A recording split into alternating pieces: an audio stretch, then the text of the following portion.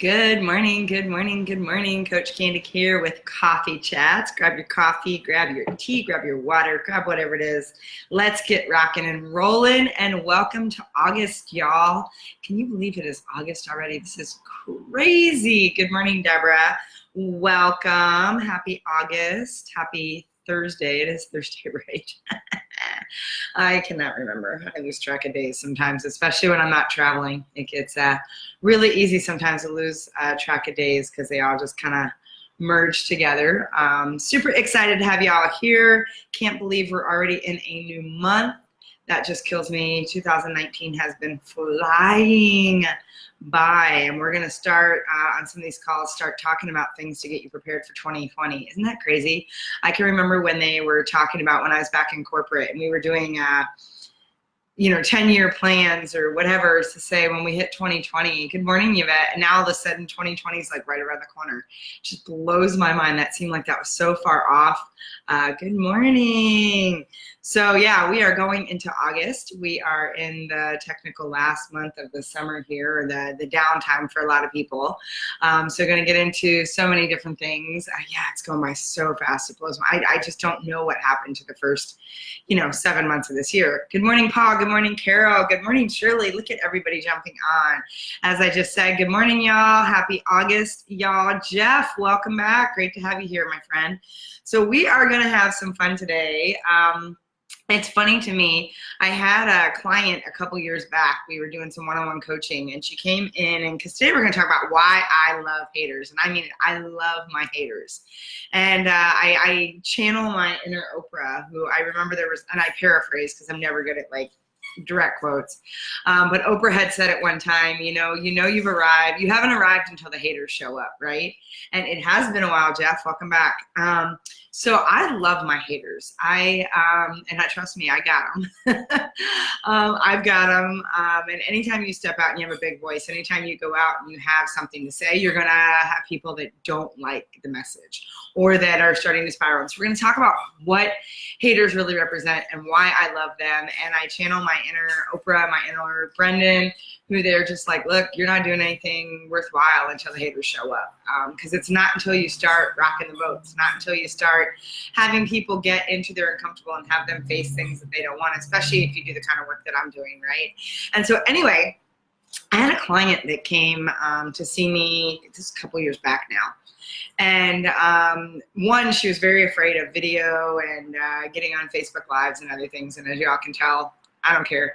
I'm on there all the time. I've been doing this for quite some time, and it either works for you or doesn't. And she came over one day and she was really upset. We were doing some one-on-one coaching, and she came in and was almost on the verge of tears. And she's like, oh, I had this post and these just horrible, hateful comments. People posted, and I've got all these haters showing up. And she walked in and she was so down in the dumps. And I looked at her and I said, congratulations. And she said, what? And I said, congratulations, you've arrived. And she said, what do you mean? I said, you have haters. She was like, no, and it sucks. I go, no, it's fantastic. And so we spent the rest of the coaching session talking about why we love our haters, to which I was wearing a baseball hat, had no makeup. I was looking a little, typical Candy, just, one of my days. And I was like, we're getting on a Facebook Live, and we're going to right here, right now, we're going to do the coaching session live and talk about why we love haters. You can actually look back on some of my old videos where there was this whole conversation and her whole turnaround, because we talked about what haters really represent. And so good morning, everyone.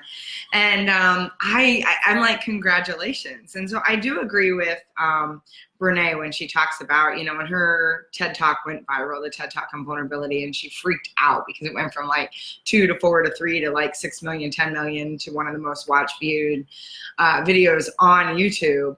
And some of the comments were just downright nasty. People are mean. She's right when she says that social media can be the cesspool of humanity, and people just want to lash out. People are just really hurting right now. People are angry. So I'm not talking about some of those just mean, hateful people that, by the way, there's this wonderful, beautiful thing you can do on Facebook or any of your other feeds, and it's called delete comment. Which I have. If somebody comes on and attacks somebody else in one of my threads, if somebody's coming on just to be spiteful and mean, it's a beautiful tool to just go delete comment, because I don't have time for that. I don't have time for people that are just trying to be mean And then there's the people that just want to argue with you all the time. And those are the people, the haters, that I particularly love. And so what happens is you don't realize the opportunity that they're creating for you. First of all, think about humanity as a whole. Think about how people are wired. Do we tend to get on board when the news, think about why the news is the news, right? Do we tend to get sucked into all of the positive sunshines and rainbows and unicorns? And when people are like, oh, this is awesome, we pay attention. But what really sucks us in, or what draws our attention, is when somebody writes a bad review for something, or when somebody says, oh, that's just awful, or they're complaining or bitching about something, right? We want to know what's causing the stir. So sometimes we lean in because we're curious, aka nosy, to know the gossip that's going on. It's human culture, it's human nature, right? And so when somebody says something negative, sometimes we're like, ooh, what was going on there? And I want to see what the whole conversation was. And I admit, I get sucked into some of those sometimes, where it's this space of just curious as to where this conversation started and why all these hateful comments are coming, or these just, this angry kind of contentious sort of dialogue is happening on social media of all places, right? Because again, I really don't think real conversations happen on social media when you're just responding to someone's random thread. It's in spaces where you're creating engagement and interaction for sure. And I get curious to see what stirs people up, right? Because sometimes I actually use that to stir the pot myself. Part of my job is to stir the pot. I'm lighting a fire under you so you can light the fire within, right? And I've deleted comments. I've had a friend and family members get into it. So delete. Yeah, I unfollow people. I delete people, please. I manage what I consume. I audit my social media feeds. I audit emails. I audit everything in my life, because I don't need to explain to anybody. I can just say delete. I can say delete. I can say unfollow. Doesn't matter. But I have very much deleted people's comments off of some of my feeds because they don't serve, and they're mean, and it's just somebody trying to, spew negativity or spew hate in places that it's not acceptable for me. That being said, I love a difference of an opinion, and I love somebody that likes to prove me wrong. I'm not saying everything I talk about is correct. My truth might not be your truth. And there's times I will actually post something, and some of you that know me well know this. I will post something. It's just an idea I get when I wake up in the morning. It's sometimes like the topics I have here on our Facebook Lives. I just have a random thought, and I'm curious what kind of conversation that can generate. So sometimes I'll post something, and it's not even necessarily a point of view that I have or something I believe. I just want to put it out there and see what happens. And so I get a lot of people like, oh, Candy, I agree with you. And that's great. And I love that. But I love when the person shows up and says, you're wrong. And they'll tell me why I'm wrong. And sometimes I'm like, interesting point of view. Other times I'm like, you're right. And they're like, what? I'm like, another way to look at it, didn't consider it. And it wasn't even, I said, I love that way to think about it. I said, that's a whole different way to approach it. You're right.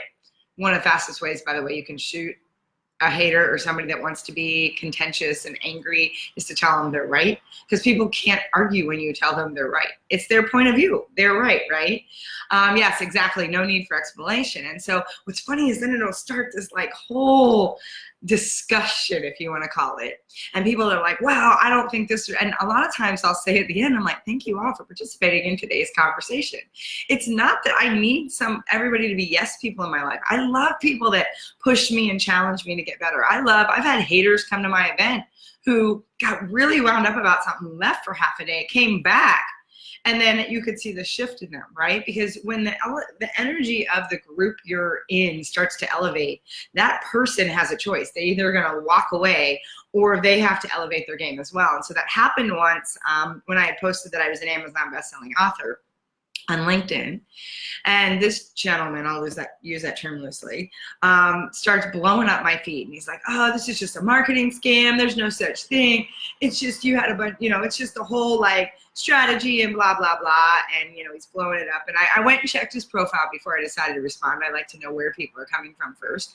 And in his profile, he was like the VP of something in Milwaukee. And it says, I like to piss people off. I mean, his profile even talked about how he just likes to push buttons, piss people off. And so I was like, oh, this guy's just looking for a fight.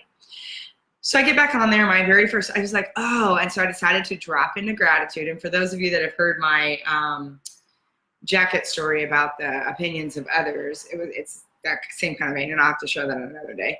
But we're sitting there, and so I was like, oh, I said, thank you so much. I said, I see that you've got a really, powerful job in Milwaukee. You're doing these things. I said, you and I aren't even connected. I said, and I really, wow. I said, I'm really honored that you had the opportunity to stop by, see what I was posting, and take the time to comment. I did. I said, thank you. Then came my next question. So my question was, and this goes into the whole Brene Brown, are they in the arena? And I just said, I go, so what book have you written? And he responded, well, I haven't actually written a book. And in my mind, it was game over. I'm done with the conversation. You can do whatever you want, say whatever you want, criticize whatever you want. And you're right, it is a marketing strategy. There's actually absolutely getting on the New York Times bestseller is a marketing strategy, and oftentimes a paid marketing strategy at that. And everything in life that you do is a marketing strategy. So yes, and I was just like, game over. I'm like, you don't get an opinion. You don't get to criticize me when you've never put your foot in the arena. So what happened then was my entire tribe comes in and starts to, I guess you could say, defend me, starts to just bury his message in the feed. And then it was just a whole different conversation, which is one of the power of haters, is you get to see how your tribe steps up and joins in and starts to really engage in a conversation that becomes really powerful, right? And so, that's one of the reasons I love haters. It gets your tribe actually more connected and more convicted in the space of what they know to be their truth. So it allows them to test whether or not they're in a space of belief and mindset that says, wow, no, this is what I believe and this is crap, right? The other reason why I love my haters is because it gives you access to networks you wouldn't have otherwise. There are people that are part of my groups and communities because somebody blasted me on Facebook, and because they got curious, they leaned in to see what I was doing, and they're like, wow, I actually like this chick. Let's go on and see what she's doing.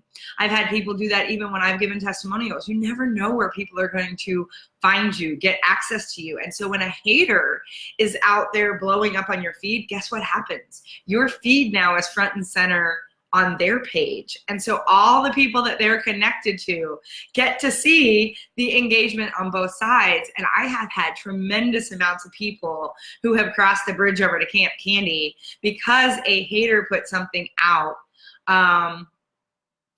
that drew in their tribe, who wouldn't have been people I would have ever had access to. They're not people that ever would have been in my circles, but because someone came on, didn't like what I had, it opened up access to like a whole nother network. Love my haters. It happens all the time. Paul, yes, after watching Brene, my wife uses the arena phrase a lot. Yes, I use it all the time. Man in the arena, man. If you're not in the arena with me, I do not care, nor do you get an opinion of my life. You do not get to criticize it in any way, shape, or possible. And so I want you to think about that for a minute. When a hater shows up, when they start blasting things and they start putting things on your feed. Now, again, something that's just mean-spirited, I'm going to delete that all day long. I am not going to keep that crap on my feed. Somebody that's out there that just wants to poke the bear, and I had somebody once that decided to quote a Bible passage because they were arguing something I had said.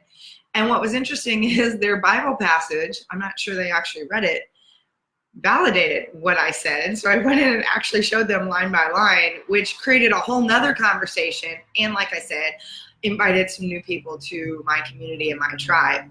And so I want you to realize there's power when the haters show up. One of my favorite stories, speaking of haters, there's people that you just naturally don't like, right? And I don't know if I would call it a hater, because it's not like she's out bad mouthing me or anything else. I would say it's a person that I'm not a fan of, and she's most definitely not a fan of mine. And she's here in Austin with me and another coach. And she was at a networking event, and apparently my name came up, which tends to happen sometimes in conversation. And she made a comment about how she did not like my style. She thought I was abrasive. She thought I was too direct. She thought I was loud, whatever comment she made. Did not like me. She also said, based on the feedback that I heard, that she absolutely respected me. I show up the same way all the time. I just wasn't for her, and she just didn't really like being in space with me. Fast forward about a week, because I found this out after the fact, I get a call from someone I didn't know who said, is this Candy Brune? And I said, yes. She goes, I think I want to hire you as my coach. And I was like, okay, that's great. And I don't know who you are, how. And so we started talking because I have a whole assessment process and I'm very clear about who I work with and who I don't. And it was one of those where I was like, okay, well, let's talk about what you're looking for and make sure it's the right fit. And, you know, we were exploring. I said, so how did you find out about me? You know, I don't think we've met before. She goes, oh, we haven't met. She goes, actually, I was at a networking event. She's the one that told me the story. And she goes, your name came up as we were talking about different coaches and people that are out there creating kind of a strong presence. And the person, and she mentioned her name, who I knew, who, like I said, we're not fans of each other's, perfectly fine. I respect her. She's incredibly intelligent, knows her stuff, and her energy and mine just do not play together in the same space. We are two very different people, and her style doesn't work for me either. And she really doesn't like me. And she's made it very clear. Don't care. Really none of my business. And so what was interesting is she mentioned this person. She's like, oh, she was so adamant about why she didn't like your approach, why she didn't like you, what she felt you did differently than what she did. And she goes, as she was talking, I realized I didn't like her at all. I realized that she absolutely wasn't a person that was going to move me forward. And I was like, if she felt that strongly about you, it just became clear that I really believe that you should be my coach and that I should work with you instead. And I am not kidding. That's how I took on a one-on-one client in that capacity. It's because someone else was very clear about why they didn't like me. And here's the thing, when you get so clear about who you are, the haters show up. There is so much opportunity for you to connect with people who are looking for something different. And for whatever reason are in that community, in that tribe, and they're feeling like, I need something else.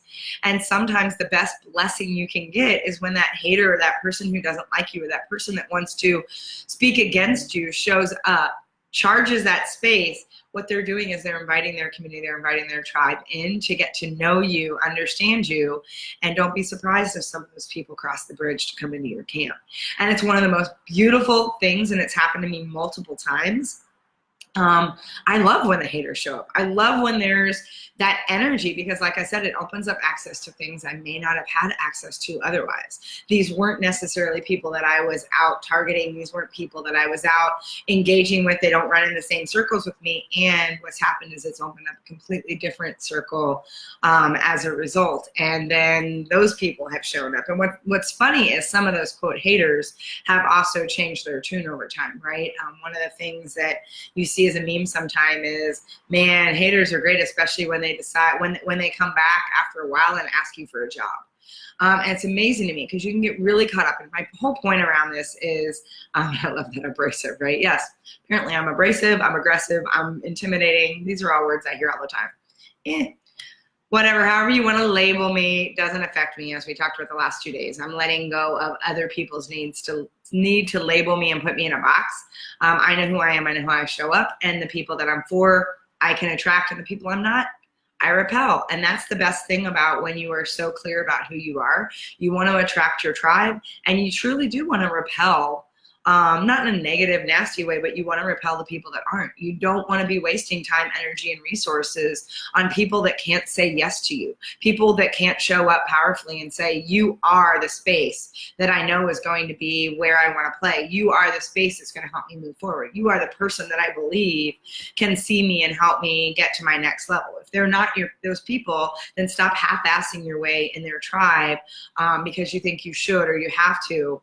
I'm very clear, like me or not, either way is none of my business, right? And so what kills me is when I get somebody that says, I really don't know what I think about Candy Barone. My response is, really, really? I am one of the few people out there that makes it so crystal clear. It's either a yes or it's a no. And either way, I'm not attached to. I mean, I'd love for you to be in Camp Candy. I think it's an awesome place. I think it's pretty fantastic. I'm biased. And at the end of the day, it doesn't matter to me. It doesn't matter because I know I have a calling. I know I have a purpose. I know I have a space to stand up and use my voice. And so, yes, bull in a china shop. Oh, please, I've heard that one too. And you know what? Okay, I don't go in china shops. By the way, you don't see me wandering around in china shops, literally or figuratively. I don't do the tiptoe dance. I'm not going to coddle you. You guys know that from being here. I light a fire under your backside so you can light the fire within. And we need people. There are people looking. I'm a kind of person. I am not one to handle with kid gloves. Don't be all delicate, and you need to like throw it out at me and like have me be stunned for a minute, because the only way sometimes I'm gonna redirect is if it just comes flying at me, and is the bull in the china shop. So I always thought that was an interesting expression, because most of the time my response, especially when people said that when I was younger, was don't really see me going into a lot of china shops. It's just not my thing. I mean, you're gonna find me in a sports store, you're gonna find me in some different places, you're gonna find me in maybe Pier 1. I like Pier 1. But you're not going to find me in a china shop. And so I always thought that that was an interesting expression. I'm like, fair enough. Yeah, I got to say, I'm probably not the person you want in your delicate fine china or, you know, glassware stores. Not my thing. So why then, and this is the thing, because what happens is, like Shirley will say, especially for a child, they hear you're a bull in a china shop and they go, oh, I'm wrong. I'm a bad person. Oh, I need to change. Instead of going, okay, I'm a bull in a china shop, so maybe I should stop going in china shops.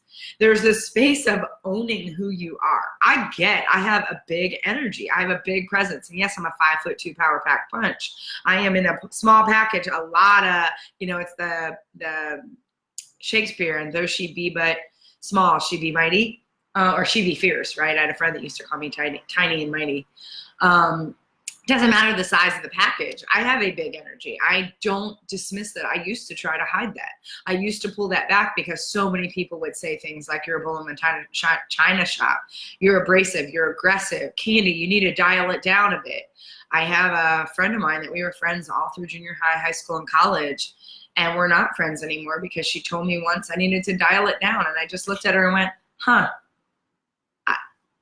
There's people that seek me out because I don't dial it down. So the thing is, you get to decide. Are you going to shift direction every time someone comes up and says they don't like you, that they don't like what you're doing, they don't like your message? Or are you going to let that be a metric to say, do I feel congruent in how I need to show up? Do I feel aligned with my core values and standards of integrity? Do I know who I am and know that even if there's only one person that needs to hear this message, I'm really clear in how to use my voice and how to stand up? And if the answer is yes, then all of those haters, all of that stuff, all of that noise, that's exactly what it is. It's noise and it doesn't matter. The problem is too many people vacillate between everybody's opinion of them, that they've lost who they are inside that space. And so, like I said, I love my haters. I am very clear when they show up and they say things. I'm like, God, I love that.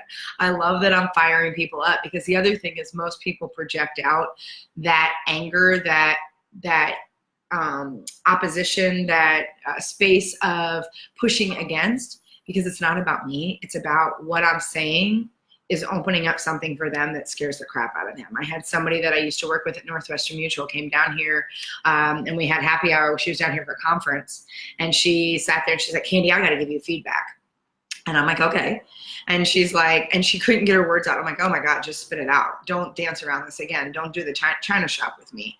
And she said, I just need you to know that sometimes you post things on Facebook that I want to punch you. And I just started laughing. I was like, that's awesome. She's like, no, I don't think you heard me. I want to punch you. I said, no, I heard you just fine. And I think it's awesome, because realize it's not me you want to punch, because I want you to realize three things. One, anything I post is not about you in any way, shape, or form. So if you are feeling triggered with it, you have three choices. One, you can stop watching my feed. You can unfollow me. You can ignore it. You can go past it. Two, you can get really curious about what's triggering for you. Again, I talk about the triggers, right? I'm like, but I post things just to post things. If you're getting triggered, that's about you. I didn't purposely wake up and go, I want to piss off this person today. That's not how I operate. Most human beings don't get up and go, man, I want to piss off 12 people today. That's going to be a good metric. Now, if you're a narcissist, that's totally different. And if you want to punch me so you can unfollow, you can stop watching, ignore the feed, you can unfollow me, or you can reach out to me and share what you're being triggered with, and we can have a conversation around what's getting in your way. But notice how 1, 2, and 3, those options have nothing to do with me. You being offended by something I put on Facebook? Seriously? That's you just deciding to be offended. It's not like I woke up and said, man, Sally, today I'm going to piss off. I'm going to purposely put a post out there that just gets a fire into her, and I hope that she just wants to punch me when it's all said and done. It's not how it works. And so it's amazing to me how much we internalize that when someone shows up and says, well, you did this to me. And I usually am like, did I really? I didn't. By the way, no offense, although people may take it. Take this however you want, but I really didn't think about you at all when I did that. And I mean, that's a whole other way to get people to spiral. But the truth of the matter is I'm thinking about the collective whole. I'm thinking about the people that need the message of what I'm putting out there. I'm not thinking about specific individuals. There are times when I'm doing that. People that I know who I'm working with, I'm like, man, I hope they see this today. I'm kind of willing, and I'm like, man, they need this message today. But it's not like I'm sitting there targeting someone just to piss them off so that they want to punch me. And so I think about that, right? Yvette, in school, I was quiet and kept to myself a bit.